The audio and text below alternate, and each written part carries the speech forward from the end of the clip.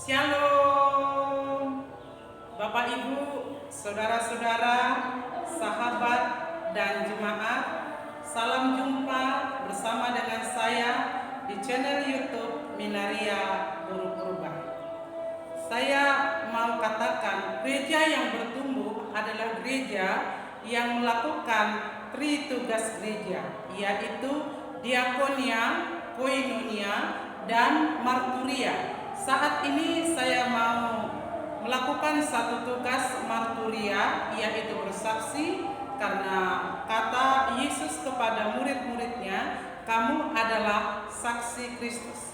Saat ini saya mau bersaksi dengan tema kisah seorang istri mendampingi suaminya di saat sakit sampai meninggal dunia, yaitu kisah saya sendiri. Ceritanya, pada tanggal 14 September 2008, suami saya sakit. Saat itu pagi-pagi suami saya masih bekerja di gereja. Dia ikut membersihkan gereja, menyapu dan mengepel gereja. Nah, selesai itu dia ke rumah melakukan aktivitasnya. Saya juga sebagai pendeta melakukan aktivitas sebagai biasa. Sebagaimana kita ketahui, pendeta itu lebih sibuk di hari Minggu daripada hari-hari lainnya. Kita persiapan untuk pakaian, persiapan kembali dengan tugas kita pengkhotbah, dan kita juga melihat situasi anak sekolah minggu, pengunjung kebaktian minggu, dan lain-lain sebagainya. Nah, sebelum masuk kebaktian minggu sebagaimana biasa, petugas kebaktian minggu CLLS masuk ke konsistori untuk berdoa. Pada saat itu suami saya punya jabatan calon speaker. Jadi seharusnya dan sebagaimana biasa dia ada di konsistori. Tapi pada saat itu keberadaan dia lepas dari pantauan saya. Bahkan dalam jam kebaktian minggu ketika dalam ibadah, biasanya kaum bapak kor, suami saya ikut, tapi pada saat itu bapak-bapak kor, saya tidak malah memperhatikan suami saya. Nah, keluar kebaktian minggu, biasanya ibu-ibu PWMI latihan kor pada hari Selasa. Tetapi pada waktu itu ada situasi marsuan menanam padi, lalu ibu-ibu PWMI punya kesepakatan latihan kornya hari Minggu setelah ibadah Minggu. Lalu tiba-tiba putri saya nomor 2 Desi berkata, datang ke gereja, "Mak, bapak sakit." Lalu dia pergi, saya katakan iya. Nah, gak berapa lama dia datang kembali mengatakan hal yang sama, "Mak, bapak sakit." Lalu ketua PWMI Opung Manapang Buru Pangaribuan berkata, "Nah, ayo ke rumah, Amang sakit, udah 2 kali dipanggil." Lalu kami pergi ke rumah. Saya melihat anak saya menyuapi teh ke papanya. Lalu saya juga melihat papanya sudah duduk. Saya ambil teh itu, saya doakan Tuhan berkati minuman ini menjadi obat kesembuhan bagi suami saya. Saya kasih ke suami saya, tetapi kelihatannya suami saya menelannya pun sangat sulit. Lalu saya terus berdoa, "Tuhan tolong sembuhkan suamiku, Tuhan nyatakan mujizat-Mu." Lalu banyak orang datang yang dari gereja tadi, ada yang memapak ke ruang tamu, ada yang memijit, ada yang mencakap-cakapi. Lalu saya cepat berpikir, saya harus kuat. Saya ke dapur makan nasi beberapa suap, saya ke kamar ambil ATM, beberapa uang yang ada di rumah, dan persiapan pakaian dan pakaian suami. Gak seberapa lama datang mobil dan kami pun pergi ke rumah sakit Pita Insani di Pematang Siantar. Sampai di sana suami saya langsung masuk ke ruang UGD, dia diinfus, dia juga di oksigen. Nah, di sana dia masih sadar. Ketika ada tetangganya yang kecelakaan dari kereta, suami saya berkata kepada saya, "Ma, bilang anak-anak masukkan kereta ke rumah, jangan keluar-keluar." "Oh iya," saya telepon anak-anak, saya suruh papanya ngomong sama anak-anak. Dia katakan, "Desi, masukkan kereta ke rumah." Nah, dengan kami cerita sebentar, telepon kami tutup, kami terus situasi dalam doa. Suami berkata, "Aku sakit apa?" gitu ya. Ntar dokter yang kasih tahu. Nah, gak berapa lama suami saya disuruh masuk kamar, tetapi proses dia masih sorong masuk ke rumah sakit, suami saya muntah banyak. Nah, itu diperhitungkan di situ, suami saya sudah pecah pembuluh darah saraf kepala sebelah kiri. Nah, dia masuk ke kamar, perawat kasih bubur, saya kasih suami saya makan, tetapi kelihatannya suami saya tidak bisa menelan lagi. Lalu perawat anjurkan pakai selang supaya bisa melalui selang nasi itu dimakan suami saya. Nah, karena itu sudah petunjuk dokter, ya kita pun oke saja. Tetapi pada saat itu saya lihat suami saya sangat berjuang. Saya pun menangis, tetapi untuk menyembunyikan tangisan saya dekat dinding, saya pukul dinding. Tuhan tolong saya, Tuhan tolong saya, Tuhan sembuhkan suamiku, Tuhan tolong saya, nyatakan kuasa-Mu, nyatakan mujizat-Mu, sembuhkan suami saya. Seperti itu berulang-ulang. Tetapi karena melihat kondisi makin buruk, dokter dan perawat menganjurkan supaya dimasukkan ke ruang ICU. Nah, pada saat itu saya pun oke-oke saja. Yang terpenting bagi saya suami saya sembuh. Nah, Bapak Ibu sampai di ruang ICU, perawat bilang, dokter bilang segala perhiasan diambil. Lalu suami mengeluarkan cincinnya, membuka cincinnya. Dia juga merogoh kantongnya, masih ingat dikeluarkannya duit dan rokok galan pada waktu itu diserahkan kepada saya. Setelah semuanya pakaian dibuka, saya pun keluar. Nah, Bapak Ibu, peristiwa itu tanggal 14 sampai hari Jumat kami di Pematang Siantar. Tamu-tamu banyak datang dari keluarga Saragih dan dari keluarga Purba, para pendeta dan Bapak Bisop. Di Manurung pun waktu itu sekeluarga datang ke rumah sakit, banyak yang mengasihi saya. Nah, Bapak Ibu, saudara-saudara, karena kasih kepada suami, saya mengatakan kepada semua keluarga siap-siap duit. Selain saya pun waktu itu sudah persiapan, saya tetap mengambil duit 5 juta per hari dari ATM yang ada di bawah tangga itu. Saya berpikir apapun pun lakukan asal suami saya sakit. Nah, pada waktu itu ada seorang ibu pendeta berkata kepada saya, bawa saja ke Medan. Di Medan di sana ada dokter bagian dalam saraf yang luar biasa. Nah, kita konsultasi lagi dengan dokter, dengan perawat di situ, bagaimana kalau suami saya dirujuk ke Medan. Nah, dokter dan perawat mengatakan iya boleh-boleh saja, tetapi semua ada risiko. Saya katakan risiko saya tanggung, yang penting buat surat rujukan suami saya dibawa ke Medan. Nah, karena pada waktu itu yang kita cari adalah Dr. Coleman, maka dia dirujuk ke rumah sakit Herna. Ketepatan ada juga saudara di situ, edak saya.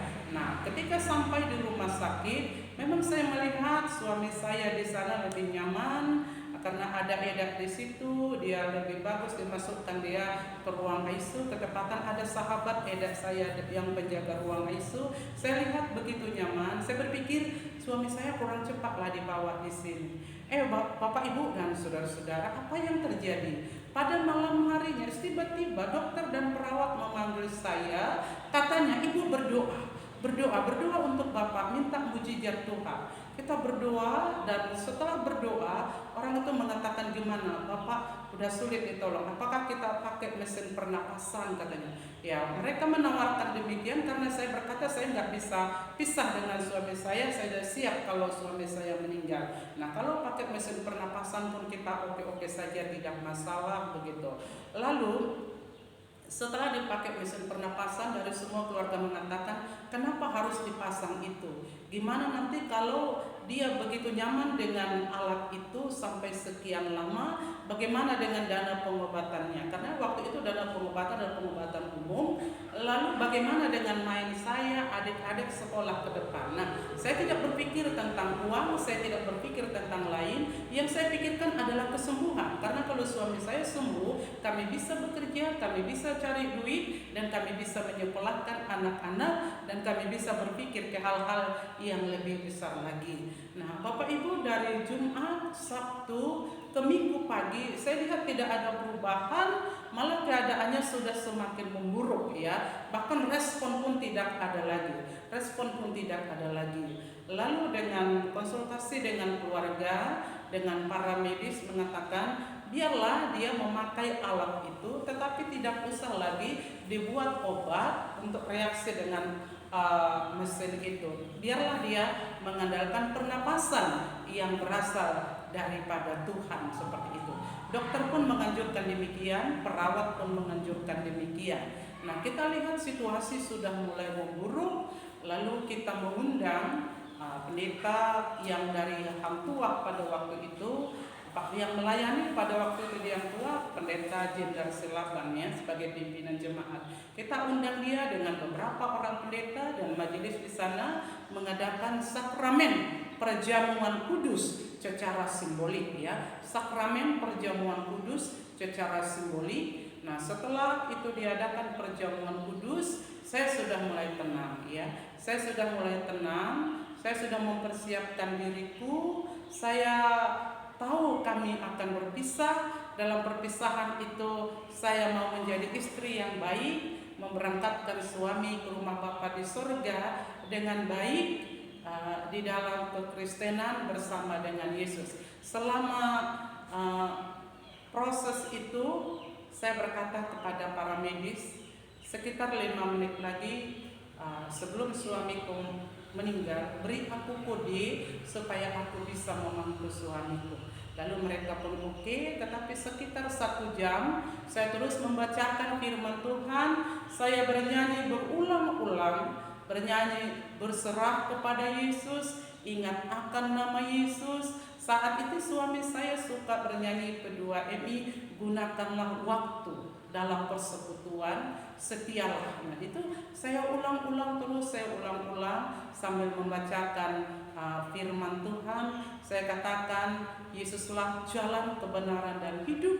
Tidak seorang pun yang sampai kepada Bapa kalau tidak melalui Yesus. Saya terus bisikkan ke telinganya, Papa panggil nama Yesus, ingat nama Yesus, sampai ke rumah Bapa bersama dengan Yesus. Dan ketika di sorga, ingat kami, berdoa untuk kami, dan bahagialah Papa karena Papa sudah mengakhiri pekerjaan. Saya dengan anak-anak, saya akan berjuang untuk masa depan anak-anak, dan Papa berdoa supaya Tuhan senantiasa mendampingi dan menolong saya. Nah, kira-kira jam 6 kurang 5, petugas mengatakan sudah, kata sudah itu saya langsung papak suami saya cium, Papa selamat jalan ke rumah Bapa di surga.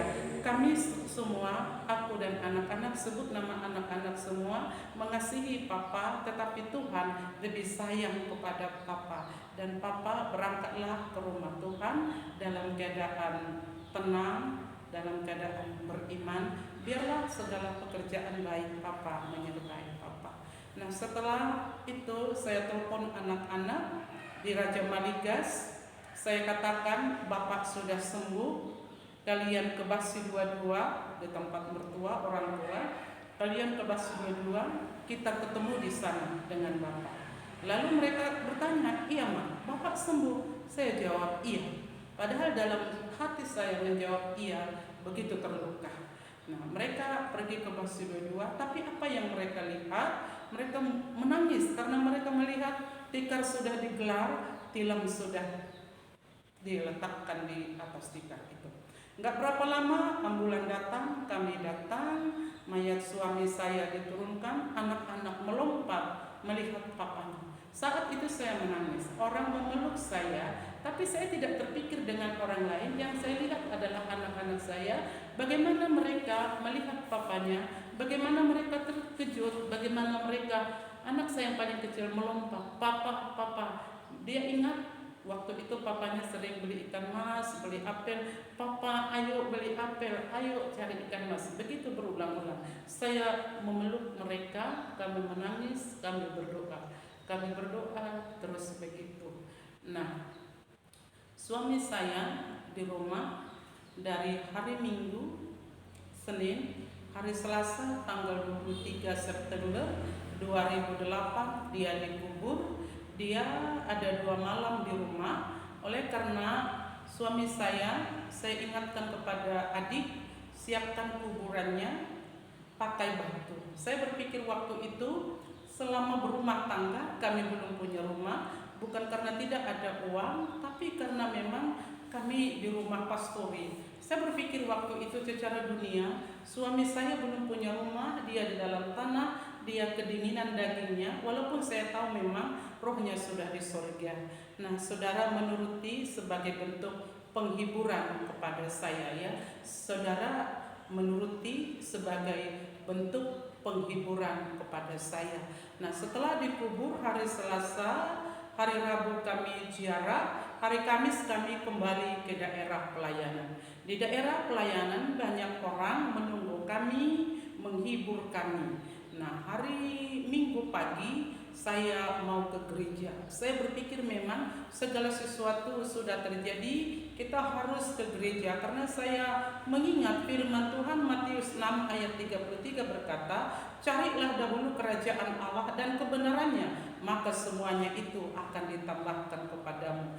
Lalu saya siap-siap ke gereja. Tapi apa yang terjadi Bapak Ibu? Ketika saya melangkahkan kaki mau ke gereja, saya jatuh pingsan ya. Saya jatuh pingsan, saya tidak ke gereja. Saya tidur di kamar, ibadah berjalan, gereja juga dekat dari rumah. Keluar gereja, mereka datang ke rumah berdoa, mereka menangis. Saya juga ikut menangis, tetapi saya merasa ada di awang-awang di tempat yang berbeda. Pada waktu itu saya pun tidak sadarkan diri di mana saya. Ketika orang nangis, saya juga meneteskan air mata, tapi seperti tidak ada reaksi apa-apa. Pada saat itu datang keluarga Saragi, datang keluarga Purba yang dari Raja Maligas, datang beberapa jemaat bawa makanan masih pahit-pahit. Saya mulai duduk, saya mulai tenang. Mereka memberikan nasihat, gak berapa lama saya juga rebahan. Tapi selang beberapa jam besoknya saya mulai tenang. Lusanya saya sudah mulai antar anak-anak naik kereta sekolah. Lalu pulang dari ngantar anak-anak, saya singgah sebentar ke warung, karena warung itu waktu itu adalah warungnya Ketua P2MI Amarelado Simanjuntak. Saya di sana minum teh manis, serapan lontong. Mereka mengingatkan saya demikian, Ibu Pendeta harus kuat. Karena mulai sekarang ibu harus ingat, ibu sebagai mama, ibu sebagai bapak. Jadi ibu pendeta harus kuat. Yang kedua, apa yang ibu pendeta sampaikan selama ini ketika ada orang yang berduka, itu juga yang kami mau sampaikan kepada ibu, bahwa yang menikah itu harus siap mabalu dan lihabalu. Itu ibu sudah tahu. Nah, saya tenang. Bapak Ibu, saudara-saudara, itu semua proses saya sedih pada waktu itu, karena pada waktu itu anak saya yang paling besar kelas 3 SMP, anak yang kedua kelas 1 SMP, anak yang ketiga kelas 5 SD, dan yang paling kecil dia masih berusia 5 tahun. Tapi pada saat ini anak saya yang pertama sudah bekerja, yang kedua sudah finishing koas dokter muda, yang ketiga sudah kelas 3 SMP, sudah sedang menyusun skripsi, yang keempat kelas 3 SMA. Nah, begitu besarnya pekerjaan tangan Tuhan kepada saya, sebagai penepatan janjinya ketika saya berkata pada waktu itu, aku ikhlas menyerahkan kepergian suami saya kepada Tuhan jika Tuhan memang menginginkannya. Karena aku tahu aku mengasihi suamiku, tetapi Tuhan lebih mengasihi dia. Nah, kesaksian ini saya sampaikan kepada kita, mengingatkan bahwa marilah kita hargai pasangan kita, karena tidak selamanya kita bersama. Yang kedua, kesaksian ini juga saya sampaikan mengingatkan anak-anak supaya di kemudian hari bahkan cucu bisa mengingat tanggal kematian orang tuanya, bahkan bagaimana orang tua menghembuskan napas terakhir. Kami mau katakan kami menikah pada tanggal 30 Oktober 1993. Kami menikah 15 tahun. Beliau meninggal pada tanggal 21 September 2008 dan kami dikaruniai 4 orang anak. Dalam hal ini saya mau mengingatkan Wahyu 14 ayat 13 berkata, berbahagialah orang yang mati di dalam nama Tuhan, karena dia boleh mengakhiri pekerjaannya dan perbuatan-perbuatan baik dia menyertai dia. Saya berpikir apa yang dia lakukan selama di dunia ini tidak sia-sia begitu saja, tetapi itu menyertai dia dan itu juga menjadi bekal bagi anak-anak. Apa yang dicari selama ini boleh juga dinikmati oleh anak-anak. Dan yang saya katakan juga dalam Matius 28 ayat 20, di mana Allah menyertai sampai akhir zaman. Dia tidak pernah meninggalkan. Dan yang andalan saya adalah andalan kekayaan Tuhan. Karena Tuhan berkata dalam Matius 28 ayat 18, kepadaku telah diberikan kuasa di bumi dan di surga. Oleh karena diberikan kepada dia kuasa, maka dia pemilik segala sesuatu. Kalau Yesus pemilik segala sesuatu, maka saya adalah ahli waris, anak-anak adalah ahli waris, layak menerima milik Allah menjadi milik kita. Nah, itulah yang menjadi semangat bagi kami, apalagi datang orang yang menghibur, yang menyatakan jadikan Tuhan menjadi suami dan bapa yang bertanggung jawab bagi ibu dan keluarga. Itu kami aminkan hingga pada saat ini. Tuhan memberkati saya sebagai ibu bagi anak-anak, sebagai seorang pendeta bagi jemaat, dan dalam kebutuhan kami ada saja cara Tuhan untuk mencukupkan kebutuhan kami. Tangan Tuhan terulur kepada kami. Kami selalu mengingatkan Matius 7 ayat 7 berkata, mintalah maka kamu akan diberi, carilah maka kamu akan mendapat, ketuklah maka pintu akan dibukakan bagimu. Bapak, Ibu, dan saudara-saudara, semoga kiranya melalui kesaksian ini menjadi berkat bagi kita, berkat bagi saudara, dan berkat bagi sahabat. Tuhan Allah menyertai kita semua. Amin.